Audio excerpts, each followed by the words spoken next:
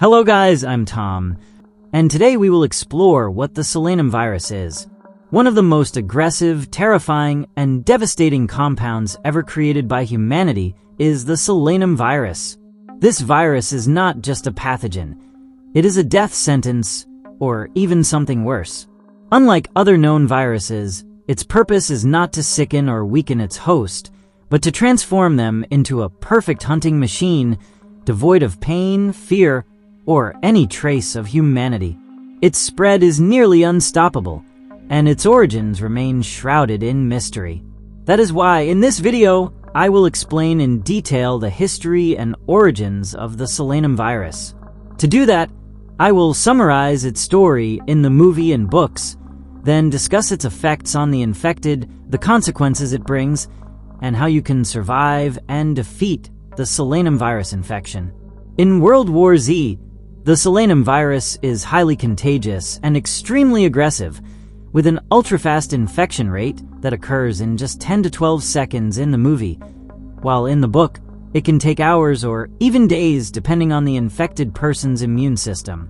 Symptoms include spasms and convulsions, intense fever, loss of consciousness, and a drastic behavioral shift where the infected become completely aggressive and predatory.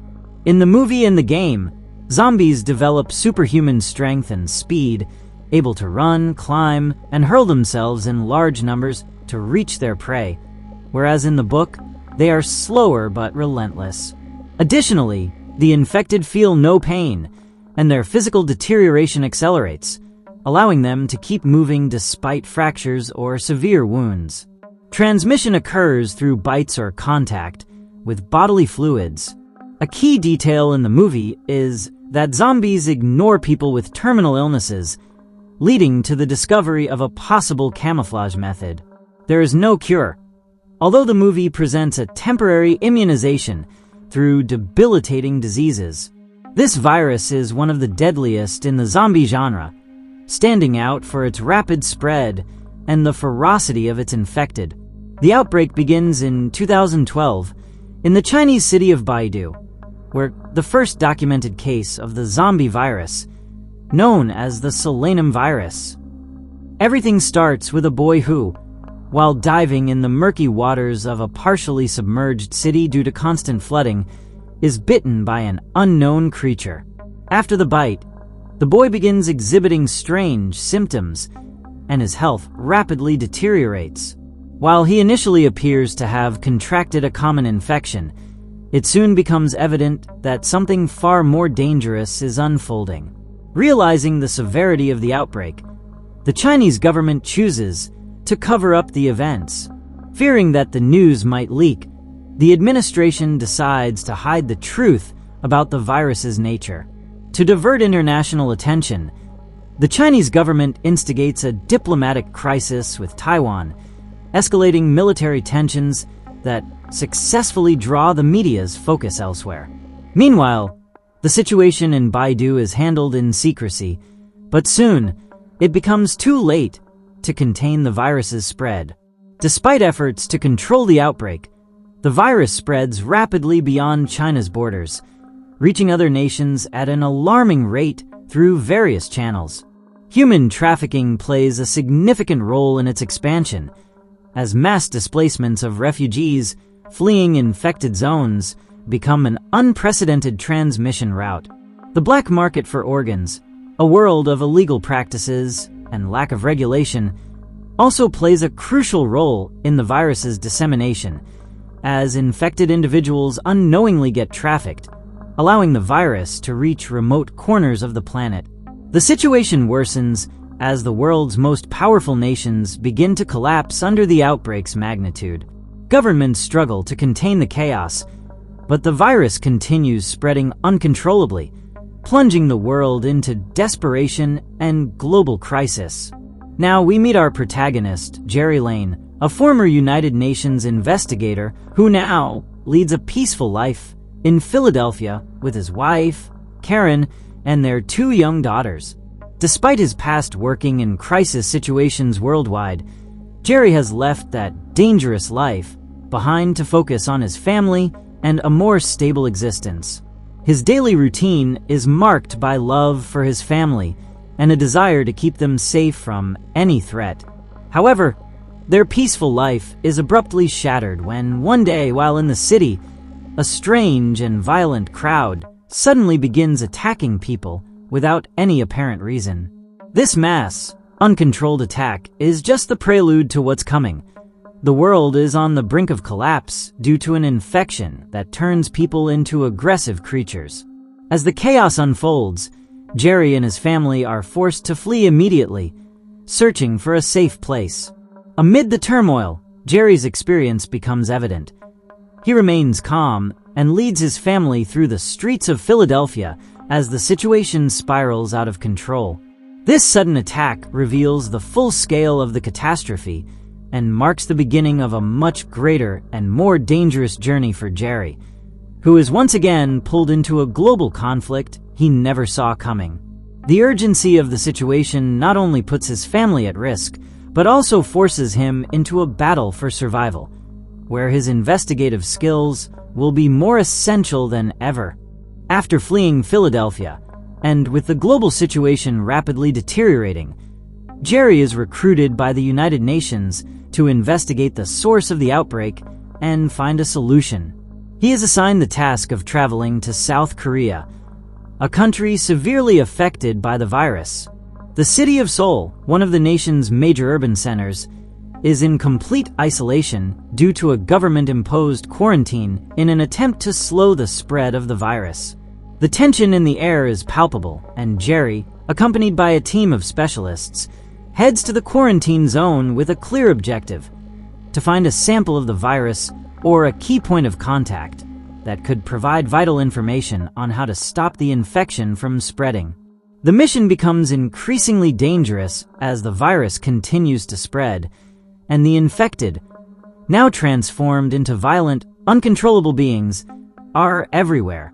The investigation in South Korea reveals the sheer scale of the outbreak and the challenges in finding a solution. Jerry and his team must navigate obstacles in a quarantine territory, facing the violence of the infected and the constant threat of being trapped in the chaos. After discovering the nature of the outbreak in South Korea, Jerry and his team travel to Israel, one of the few countries that has managed to partially contain the virus through isolation and the construction of a massive protective wall around its cities. This wall, built to keep the infected out, serves as the last line of defense against a world that has fallen into chaos. The survivors within the wall live under extreme conditions, constantly fighting to maintain security while also enduring the terror of infected attacks on the city. In Israel, Jerry and his team uncover a crucial piece of information. For some unknown reason, the infected do not attack people suffering from severe illnesses, such as cancer or HIV. This discovery becomes a key part of the puzzle, suggesting that the weakened immune systems of these individuals make them invisible to the zombies.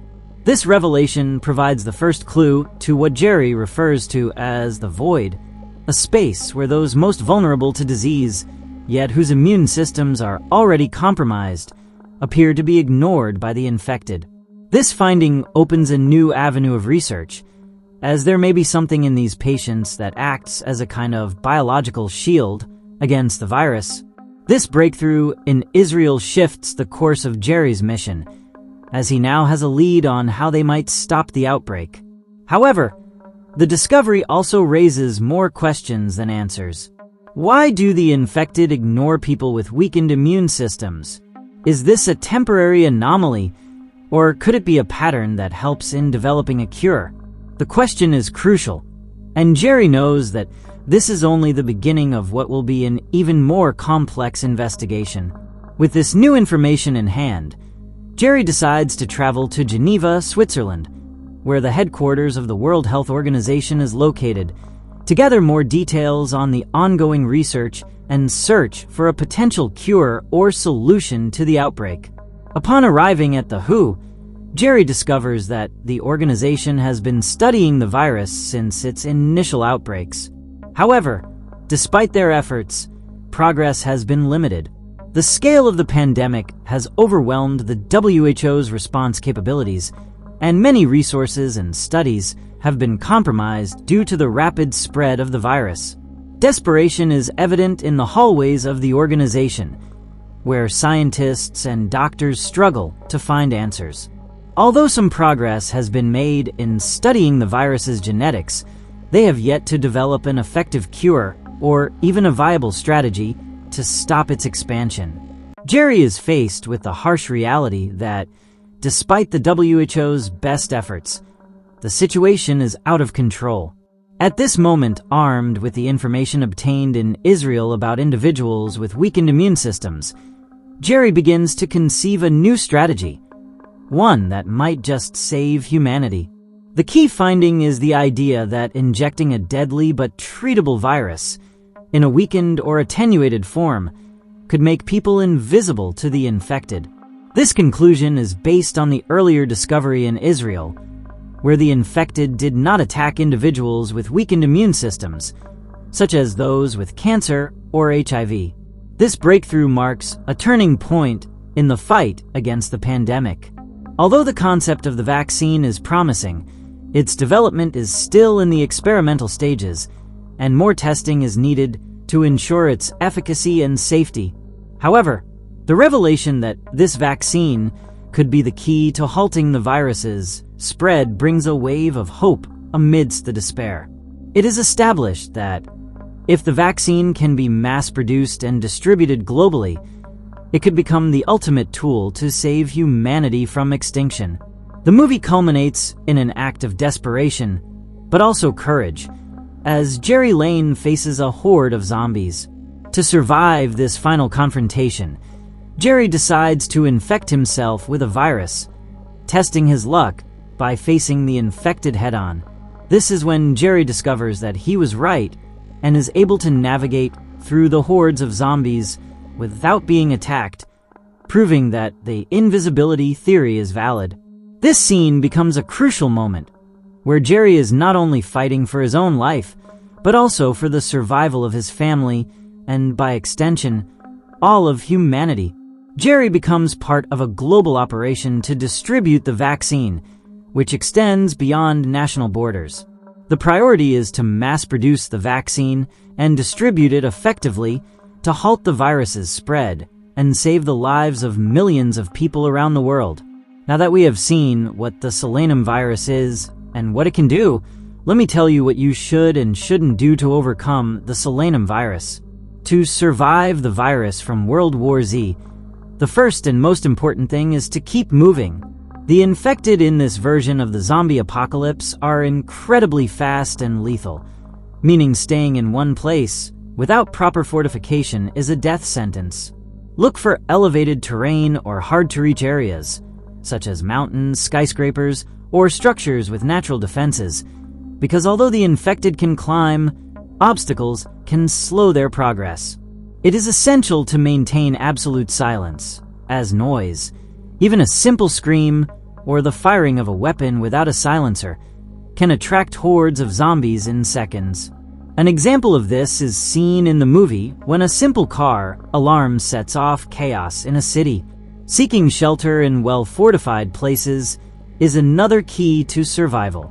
For instance, a stadium with controlled access, a prison with high walls, or a well-equipped underground bunker could offer better chances of surviving long-term.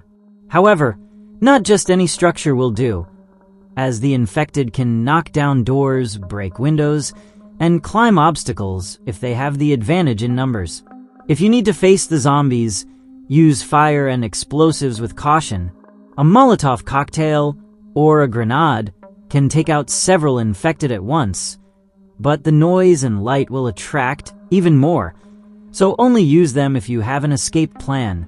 It is advisable to equip yourself with high-impact weapons, such as 12-gauge shotguns for repelling close-range attacks, assault rifles with good rate of fire, or even durable melee weapons like a machete or a bat with nails, as once you run out of ammo, these tools can save your life.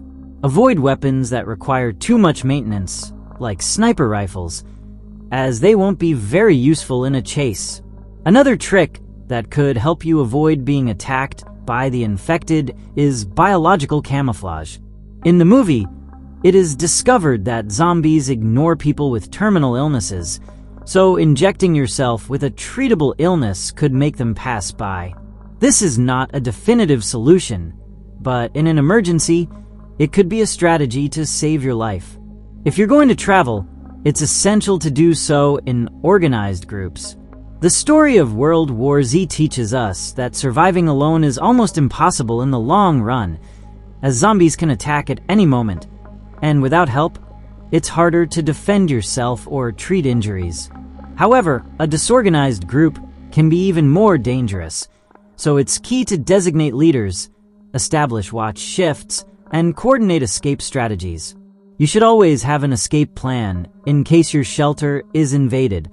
Knowing alternative routes, building emergency exits, and having vehicles prepared can make the difference between living or being devoured. On the other hand, there are many things you should not do. First, don't make unnecessary noise. If you find yourself in an infested area, talking loudly, turning on a radio, or even the sound of a rusty door could give away your position. A clear example is when, in the movie, a child starts crying in a shelter, alerting the infected and causing a massacre. Don't underestimate the infected, because even though some may seem weak or slow, they can become unstoppable predators in seconds. It's also a mistake to stay in open or crowded areas, like busy streets or malls full of people. In these places, a single infection can set off a domino effect and leave you with no escape. Another common mistake is trusting weak structures. A shelter without reinforcements, a tent, or a car with unprotected windows won't be enough to withstand a horde. If you plan to take refuge, make sure you're in a safe place with proper barricades. Also, don't waste ammunition or supplies. Every bullet counts, so only shoot when necessary, and conserve essential resources like water, food, and medication. Also, avoid exposing yourself to contact with blood or infected fluids without protection, as a single drop in an open wound or in your eyes can mean death. Don't travel at night without a clear strategy, as reduced visibility puts you at a disadvantage, and a simple miscalculation could lead to a deadly ambush. Finally, never assume that someone who has been bitten is safe. In the movie, the virus spreads within seconds, and in the book, although it takes longer, the infection is inevitable. Anyone who's been bitten represents an imminent threat, so making tough decisions is part of survival. If you follow all these rules and stay alert, your chances of surviving in a world dominated by the World War Z virus will increase significantly. And this is everything we know so far about the compound known as the Sollanum virus. Actually, the first time I heard about this virus was from the World War Z movie, and I was amazed by how it spread and infected, and how difficult it must be to face creatures like that. But let me know your opinion in the comments.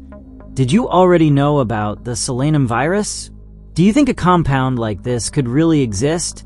And finally, if you saw how these infected are infected and reanimated, what would you do? Share your answers to these questions and your general opinion about the Sollanum virus from World War Z. As always, thank you so much for watching this video. I really appreciate it.